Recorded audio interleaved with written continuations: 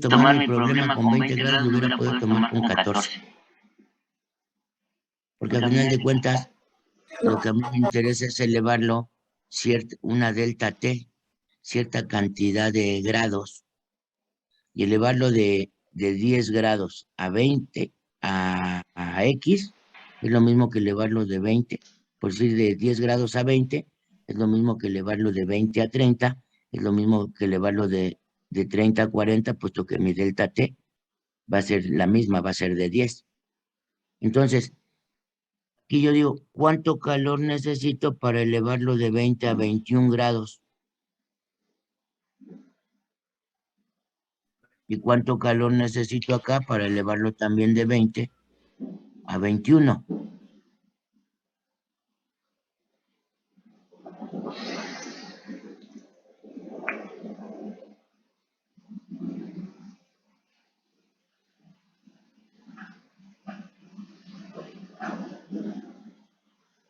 Ambos van a contener la misma masa. ¿Por qué, señores?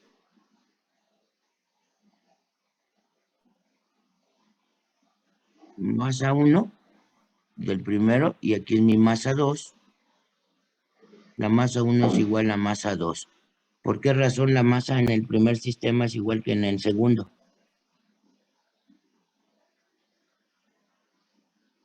Porque tiene las mismas condiciones. Porque están al mismo volumen, misma presión, misma temperatura, por lo tanto contienen la misma masa.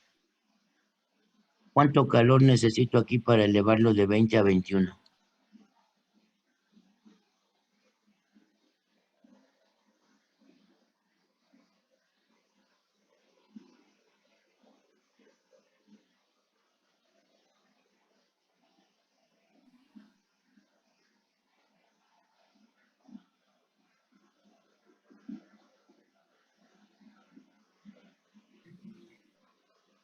Calor 1, calor 2 es igual MCP delta T. Si el calor 1 y el calor 2 tienen la misma masa, la puedo volar. Si el delta T de 1 y 2 tienen la misma masa, lo puedo volar. El calor de 1, el delta T de ¿cuánto, señores? De 1 unidad. ¿Sí? ¿Estamos? Entonces yo aquí digo, ¿cuánto calor necesito aquí? 0.718 kilojoules.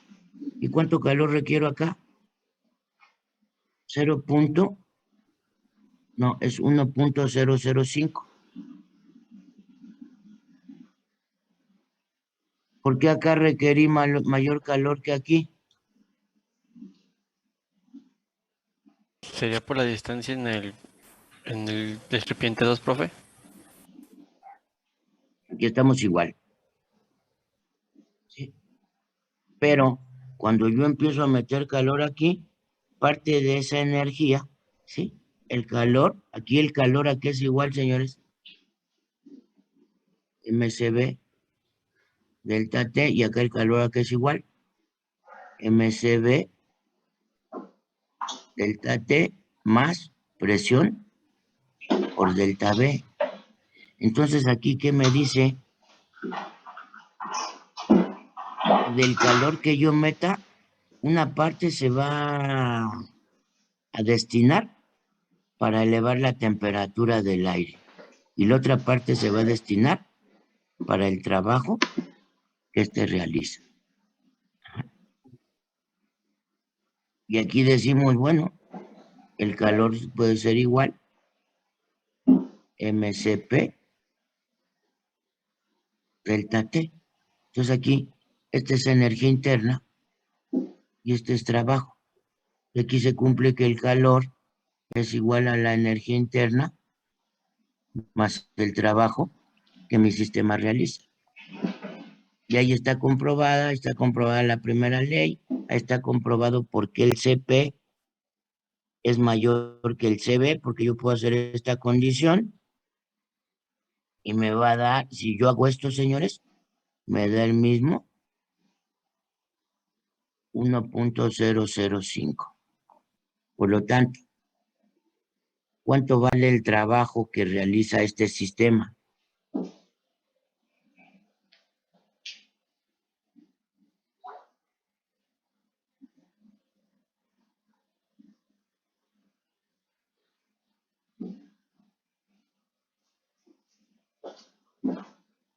El trabajo que realiza este sistema no sería otra cosa que 1.05 trabajo es igual ¿a qué, señores?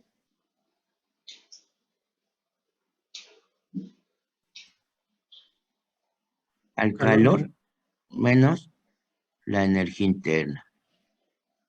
Y aquí por decir, yo metí cierta cantidad de calor y la energía interna, yo metí 1.005 kilojoules. Y la energía interna me consumió 0.718, por lo tanto, ¿cuánto vale mi trabajo? 0.287. 0.287. Y ahí tendría la condición de que entonces aquí el trabajo que realiza el sistema es 0.287 kilojoules. Y aquí ya se cumple que el calor es igual a la energía interna más el trabajo que realiza mi sistema. Entonces, todo es cuestión nada más de darle la vuelta a la condición. Todo ya lo tenemos, señores. Y acuérdense que la primera ley siempre va aunada a la segunda ley. La primera ley me da este concepto. Y la segunda ley ya me dice, ¿qué me dice la segunda ley, señores? Que no todo el trabajo se va a convertir en calor en un sistema. No todo el trabajo se puede convertir en calor en una máquina. Una máquina tiene que ser, ¿qué, señores?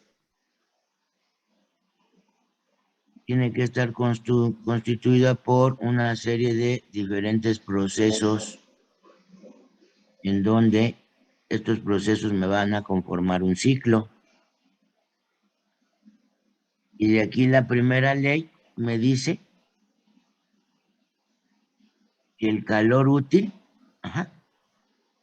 es igual a mi trabajo útil. ¿Y qué entendemos por calor útil?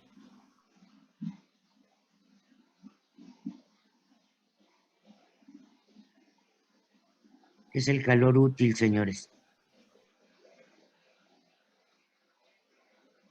Muchos me confunden el calor suministrado. Y aquí yo no estoy diciendo que el calor suministrado es igual al trabajo útil. Si yo pongo el calor suministrado es igual al trabajo útil, esto es mentira. Pero si yo pongo que el calor útil es igual que el trabajo útil, esto es verdad. ¿El calor útil a qué es igual, señores? El calor suministrado. ¿El calor desperdiciado, profe? Calor suministrado más calor perdido o calor desperdiciado, como lo quieran asimilar. Entonces, si nosotros tenemos presentes estos conceptos, señores, esto es lo que va a marcar mi segunda ley de la... esto es lo que marca mi primera ley. Y la segunda ley, pues aquí se cumple.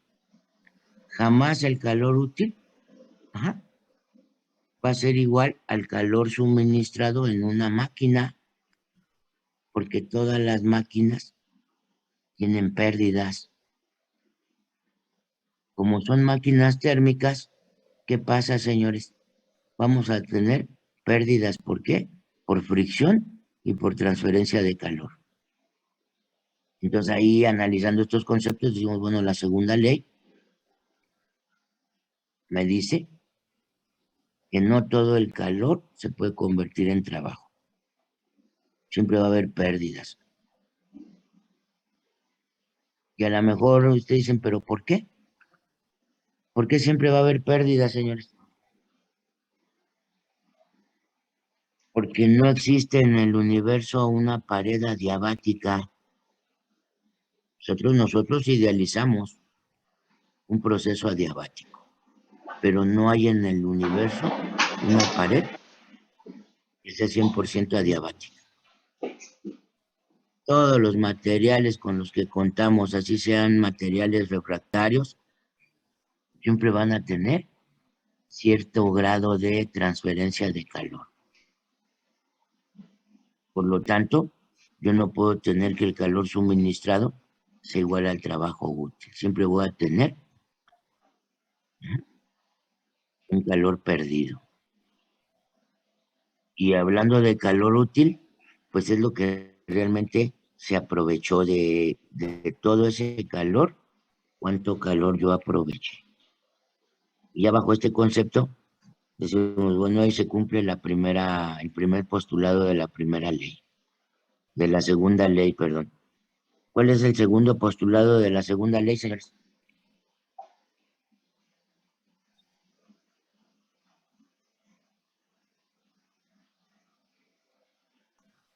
Que una Nos máquina dice, que cuente con una eficiencia del 100% y también dice que si la entropía aumenta el universo, se dice que todo proceso, toda condición siempre va a tener un incremento de entropía en el universo. ¿Cómo lo pueden ustedes justificar? ¿Cómo me pueden decir que hay incremento de entropía?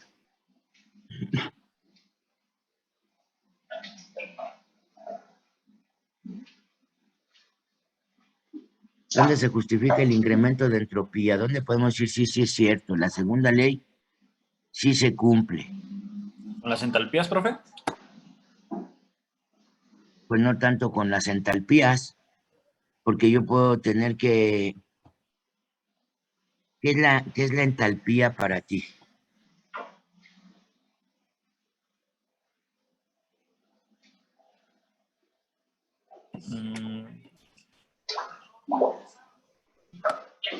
la cantidad de energía de un sistema. La cantidad de energía que posee un sistema, ¿no? Entonces yo te puedo decir que la entalpía del agua a 10 grados centígrados, ahí yo tengo una cierta cantidad de energía. Si yo disminuyo la entalpía, ¿qué está pasando? Que estoy disminuyendo esa energía del agua. Si yo aumento esa entalpía, quiere decir que estoy aumentando esa energía del agua. Y esa energía pues se considera como energía interna. Entonces, si yo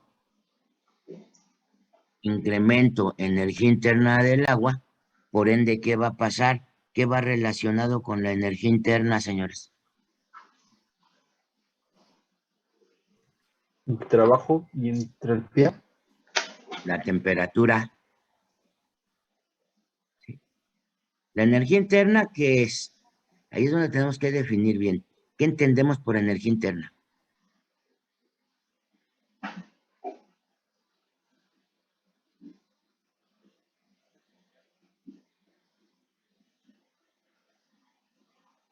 Sería lo que está acumulado dentro de un cierto sistema, ¿no?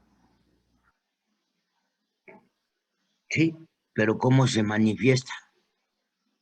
¿Cómo lo puedo yo entender? ¿Cómo lo puedo asimilar para trabajarlo? Porque si no tengo ese entendimiento de qué es energía interna, y aquí le estamos mencionando a cada rato, pero ¿Es la ¿qué energía es? que genera el movimiento de las moléculas, profe, de los átomos? Exacto. Entonces, si yo puedo tener hielo, señores, un cubo de hielo a menos 80 grados centígrados, y puedo tener hielo a 1 grado centígrado. ¿Cuál va a contener mayor cantidad de energía interna? El de 1 grado. El de 1 grado. ¿Con qué se relaciona la energía interna? Con la Con la entropía. temperatura. Con la temperatura de mi sistema. ¿Por qué? Porque este de menos 80 grados tiene una interacción molecular mínima, ¿sí? Sus moléculas se mueven a muy baja velocidad, ¿sí? En cambio, estos tienen un movimiento mucho más activo, se mueven a mayor velocidad. Aquí, como se mueven a poca velocidad, no hay fricción, y si no hay fricción, no hay temperatura. Acá, Profe. como se mueven a mayor velocidad, hay fricción, y como hay mayor cantidad de fricción, hay mayor temperatura, independientemente que aquí estemos hablando de temperaturas, temperaturas bajo cero, negativas o positivas. Profe, ¿Sí? en un video yo vi que según la entropía es la que mide este desorden de las moléculas, ¿no? ¿Sí está bien eso? No tanto ello. La entropía te mide, ¿cómo te diré? Un grado de desorden molecular, pero a nivel universo. Entonces, aquí nosotros decimos, ¿por qué? Fíjate, ¿por qué en un sistema adiabático, si la entropía mide el movimiento de las moléculas, ahí viene otro cuestionamiento? ¿Por qué cuando yo lo comprimo,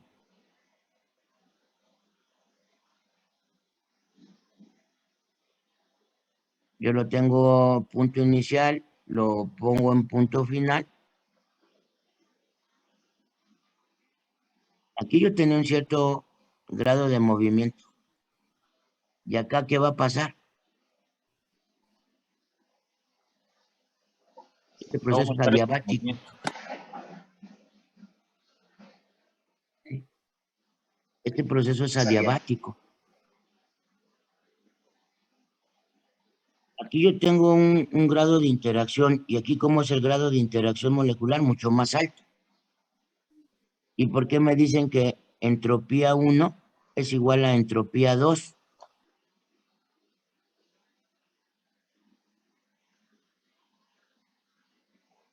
Si nosotros consideramos la entropía como el grado de movimiento, ¿qué está pasando aquí, señores? ¿Por qué me dicen que un proceso adiabático es un proceso isoentrópico? ¿Y qué quiere decir isoentrópico? Que la entropía inicial es igual a la entropía final. ¿Por qué razón?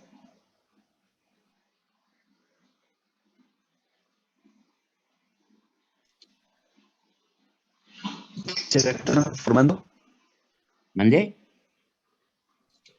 ¿No se está transformando esa entropía y por eso es que se dice que será igual? No. Aquí la entropía es la misma, pero la energía interna 1, no es igual a energía interna 2. Y aquí lo estamos viendo. Aquí hay un grado de interacción y aquí hay otro. Entonces no confundamos la entropía con la energía interna. ¿Por qué me dice que es entropía constante? Porque yo aquí tengo unas condiciones, pero acá afuera, ¿qué tengo? Tengo otras. ¿Y cómo es la interacción molecular del aire, señores? ¿Sí? Es la misma aquí que en este otro punto. ¿Por qué razón? Porque se dice que mi pared es adiabática, que no hay, ¿qué, señores? Intercambio, ¿no? Intercambio de calor. Entonces, si no hay intercambio de calor, ¿cómo es la entropía? ¿Es la misma antes o después que yo realicé el proceso? Pero ¿qué pasa si yo no tuviera paredes adiabáticas y aquí se desprende calor? ¿Qué va a pasar con estas moléculas que están haciendo contacto con mi pared? Aumentan su entropía. Y ese aumento de entropía es por la transferencia de calor que mi proceso arrojó al universo. Ah, ¿Estamos? ok. ¿Sí? Entonces, este proceso adiabático que dice paredes 100% selladas, 100% libres de transferencia de calor, me van a mantener una entropía constante. Pero si yo tengo un sistema que me transfiere calor al medio, ¿sí? Entonces ahí yo tengo un incremento de entropía. O si absorbe calor del medio, yo tengo un decremento de entropía. ¿Y qué nos dice la segunda ley? Que todos los procesos, ¿sí?, van a generar un aumento de entropía. Que desgraciadamente nuestra fuente energética es calor. Entonces, todas las máquinas van a generar un incremento de entropía porque todas las máquinas van a generar calor. ¿Y por qué todas las máquinas generan calor, señores?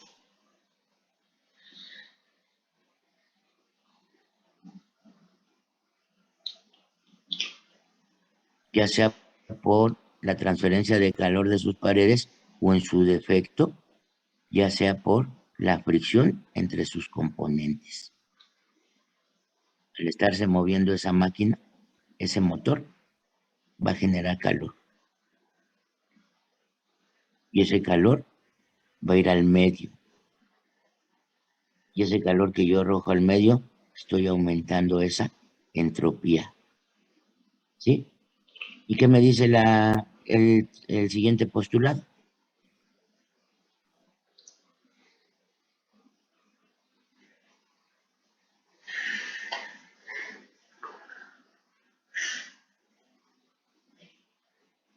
¿De dónde a dónde viaja la temperatura?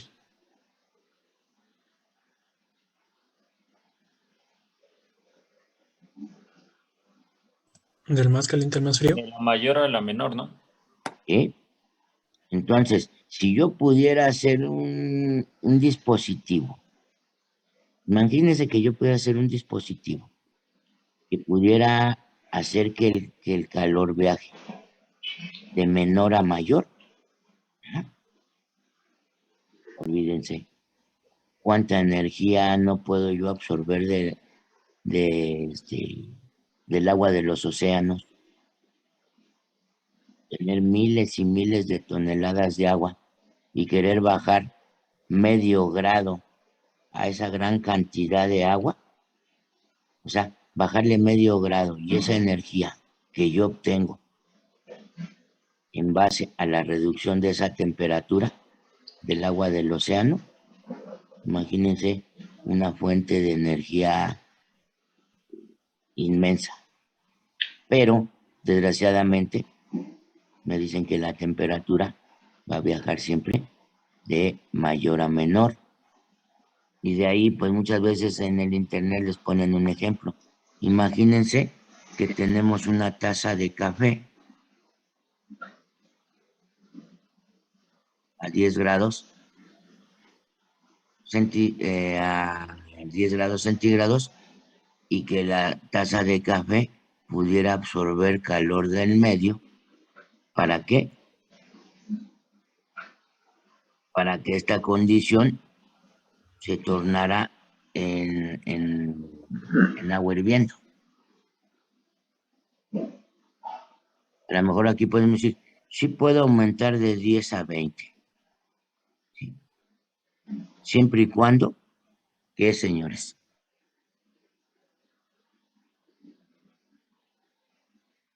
Siempre y cuando yo tengo un medio que esté a 20 grados centígrados y sí podemos llegar al equilibrio térmico, pero yo no puedo tener un medio a 20 y querer que el agua aumente a 40.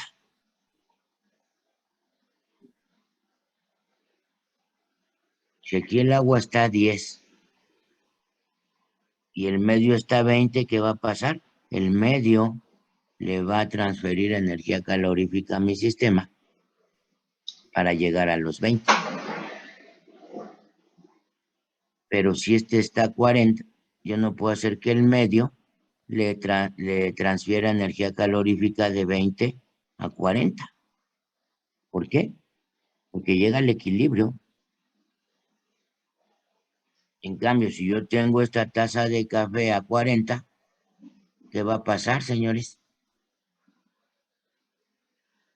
Aquí el medio le transfiere calor a la taza. Si yo lo tengo a 40 y el medio está a 20, la taza le va a transferir energía al medio. Y cuando la taza le transfiere energía al medio, ¿qué está pasando, señores? Está aumentando la entropía de ese sistema. ¿Ok?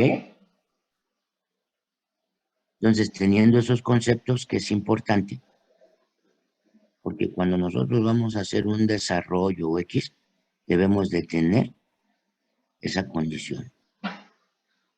Ahora, yo les pregunto, ahora calcúlenme viceversa, señores. Del problema anterior, mismos datos, pero ahora yo quiero que mi sistema, ¿sí?, una presión de una atmósfera, una temperatura igual a 20 grados centígrados, un volumen igual a 1 metro cúbico, ¿sí?, una masa igual a ¿cuánto? 1.2 kilogramos. Ahora yo quiero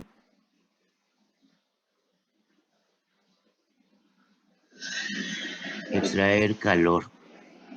¿Cuánto calor tengo que extraer para que mi pistón se desplace 0.5 metros cúbicos? Vamos a calcularlo, señores. Anteriormente, en el problema anterior que hicimos,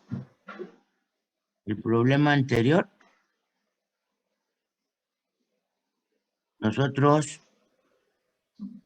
suministramos calor. Ajá.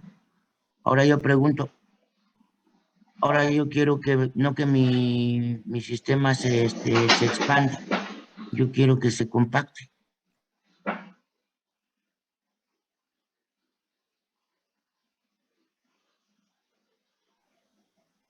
¿Cuánto calor tendría que extraer para lograr esa condición?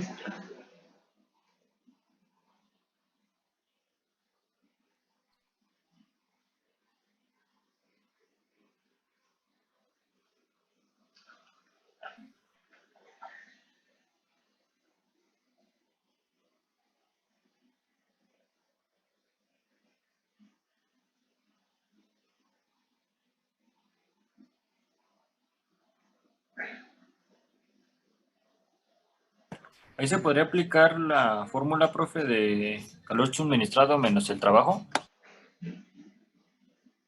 No, señor, nomás el proceso. O sea, ¿sí? ¿Qué proceso tengo, señores? Presión de una atmósfera y presión de una atmósfera. ¿Qué proceso tengo? Isobárico. Un isobárico. Ahora manejen sus herramientas. Lo que tienen, todo lo que han aprendido, manéjenlo ahí.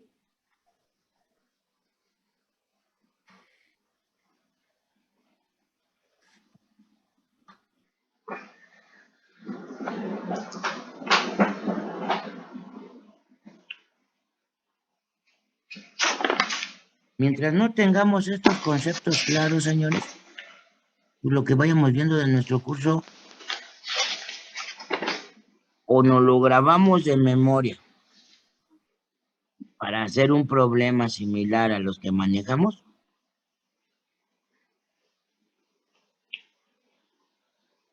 y no se aprende, no se alcanza el concepto, lo cual pues, es un aprendizaje, ¿cómo les diré? No significativo, es un aprendizaje nulo, porque eso se les va a olvidar en 6 meses, 8 meses, dicen, no, pues ni supe qué era, no lo supe aplicar. Y como no lo sé aplicar, no trato de aplicarlo en mi medio.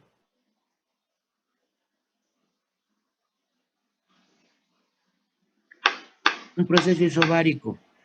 ¿Por dónde puedo empezar, señores?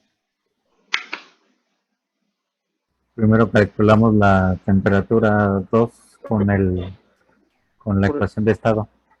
¿Qué tan necesario es mi tabla de condiciones? Punto 1. 101.325, volumen 1 metro cúbico, temperatura 1, 293.15 y masa 1, 1.2 kilogramos. ¿Qué quiero hacer?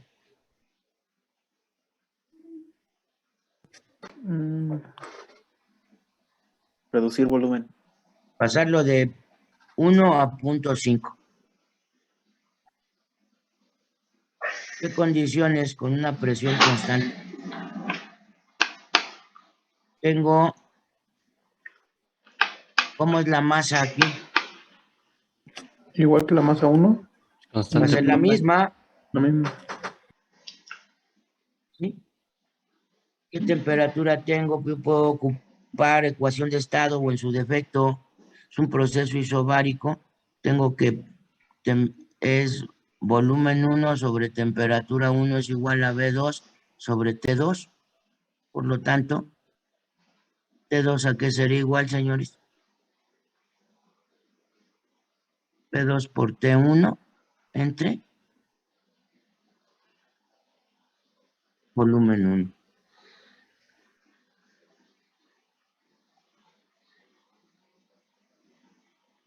Profesor, la temperatura me dio 146.57. Entonces, ¿qué me dice? Que yo tengo que pasar a 146.57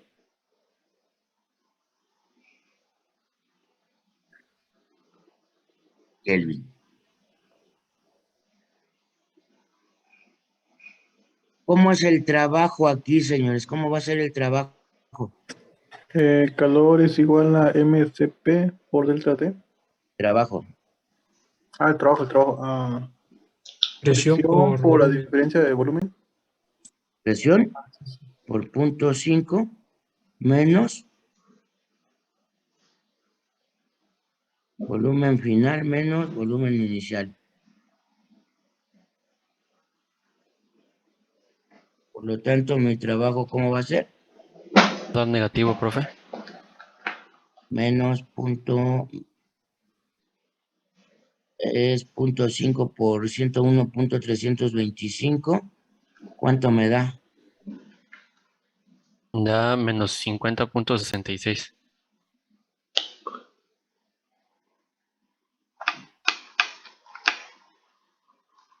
Entonces ahí yo ya tengo mi condición, ya tengo el trabajo. ¿Cómo va a ser el calor, señores? Energía interna, MSP por delta T. MC, energía interna MCB, T2 menos T1. ¿Cuánto me da la energía interna?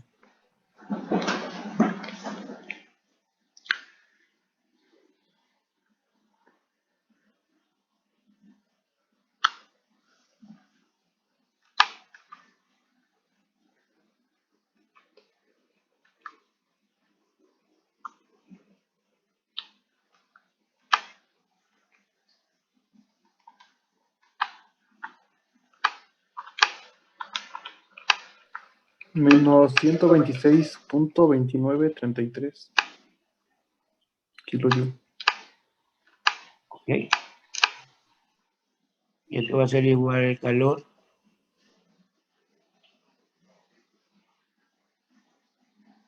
El calor puede ser igual a la energía interna más el trabajo. Y esto va a ser igual a menos 126.2933 menos 50.66, lo cual me va a dar un calor negativo de menos 170 y 50, 126, 176, 177. ¿Mandé? Según eso da 176.95. Bueno, hace rato habíamos calculado 177.09, pero vamos a ponerle, no, porque son 50, 176, bueno, 176.95 kilojoules. Entonces, ¿aquí qué me dice? Se sigue cumpliendo mi condición, el calor es igual a la energía interna más el trabajo, es igual a lo que yo extraje menos lo que se realizó. Entonces tengo una condición de menos 176.95 kilojoules. Si yo quiero expanderlo, necesito darle 176.95 kilojoules. Si quiero contraerlo, 176.95 kilojoules. Pero una cosa es en un momento yo di, y en otro momento dado, yo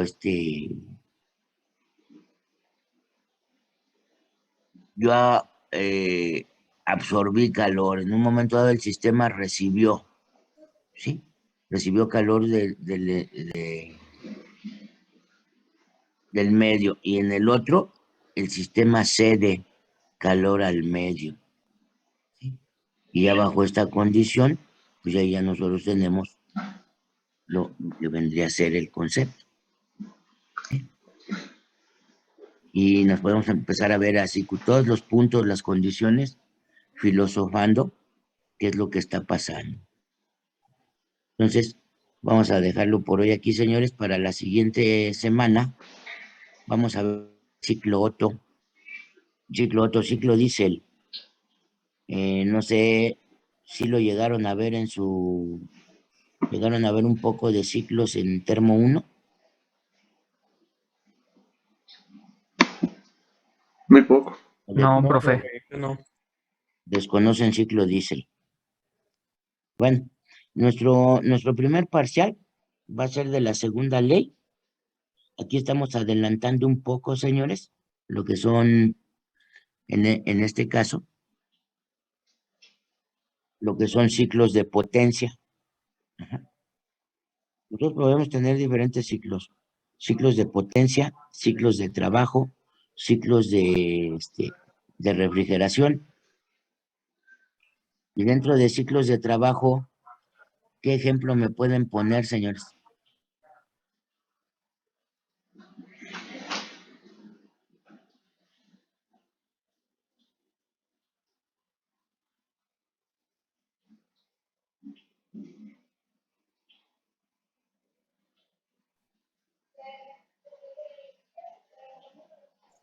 Profe, ¿Sí? ¿cree que el lunes podamos ver también el ejercicio que había dejado de tarea? ¿Cuál? Era calcular el combustible consumido por un motor que trabajaba 3.500 revoluciones por 2 horas.